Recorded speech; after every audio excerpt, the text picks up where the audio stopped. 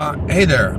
I just am been reflecting as I am on Interstate 10, driving on this gorgeous day, on my life and where things went tragically south for me.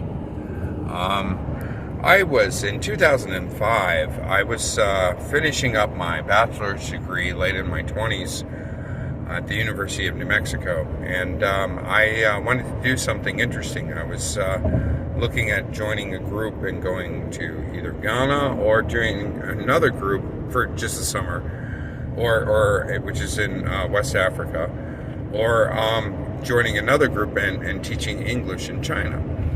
And I ended up choosing the teaching English in China bit over going to Ghana, and that might have been one of my worst decisions of my life.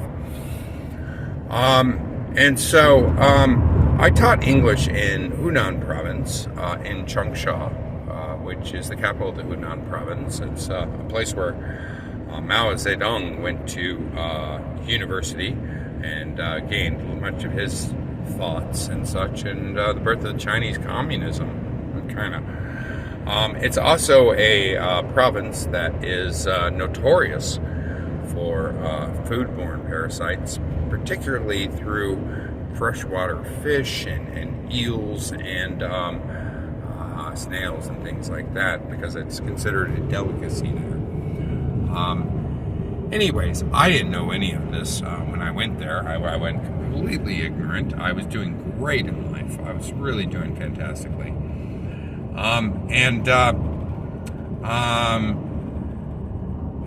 Interestingly,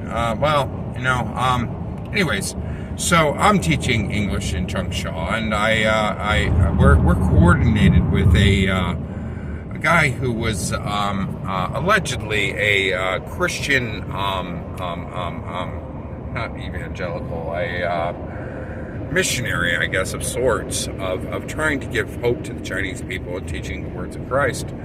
And so we went with we spent a weekend out on the countryside, where we went hiking and stuff, and stayed in this little village. And I ended up I'm 6'3", right, 192 centimeters, and so to many of these Chinese, like I was the largest man they'd ever seen in terms of height and stuff, and I was like, they thought I looked like Arnold Schwarzenegger, and they made fun of that, and people would randomly take pictures of me as I walked down these remoter areas of China where they'd never seen a foreigner, let alone a man my height. Anyways, in this village that we were staying, where we were hiking and stuff, and it was really beautiful out there, but in these mountains, and we ended up playing a pickup game of basketball where the young men of the village were all on the team, and then we had a team of us. It was funny, the entire village came and watched, and there was a scoreboard and scorekeeper and stuff, and it was a big deal for them, and for us it was just casual play. But whenever any of the Chinese players would challenge my height and the pain and stuff, the whole village would go, "Ooh," or when I would go to the hoop, it was very endearing. It was funny. Anyways, after, at the end of the weekend, it wasn't just a group of foreign English teachers, American English teachers. We also had some people who were allegedly Chinese who were interested in Christianity. But as I reflect, I think that was just a government front. Anyways, when we got back into the capital, Changsha, we went way out of our way to go to this specific restaurant. I have an international background. I've traveled a lot. I've never wanted to be the stuck-up foreigner who won't eat the local cuisine or experience the local culture. That's just part of who I am. And so I placed my faith in this restaurant and my host to eat all this food.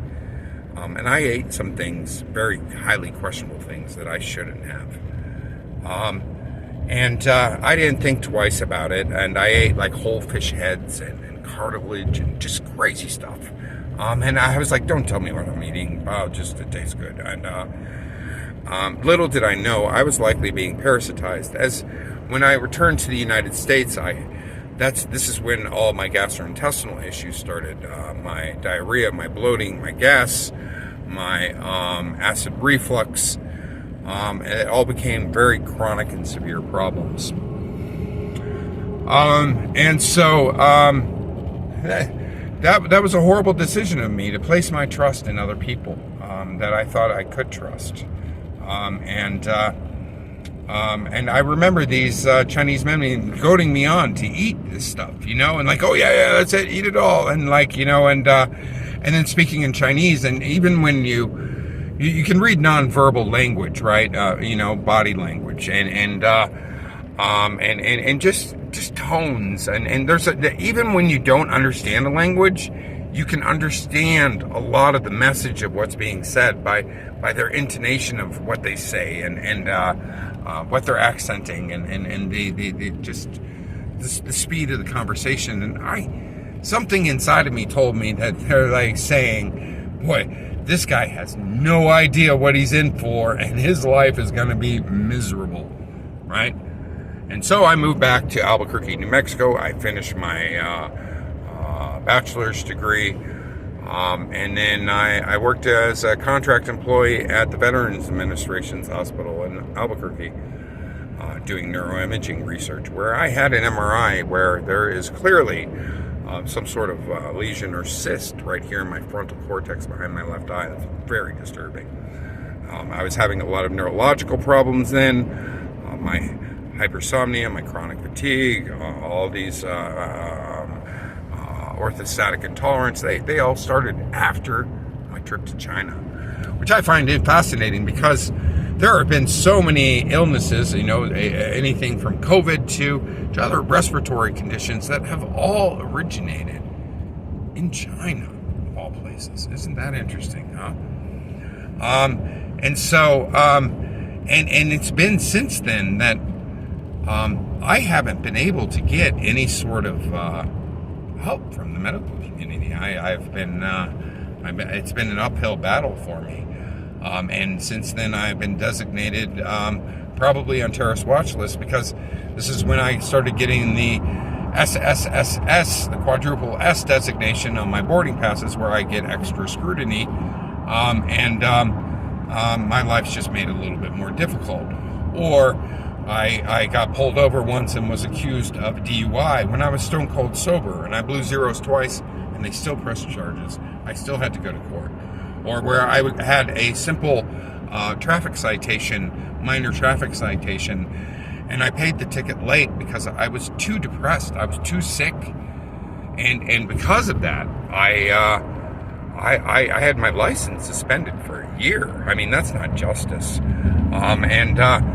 Fortunately, I had a friend from UNM who was now an attorney, and he was a public defender at the court I was going through,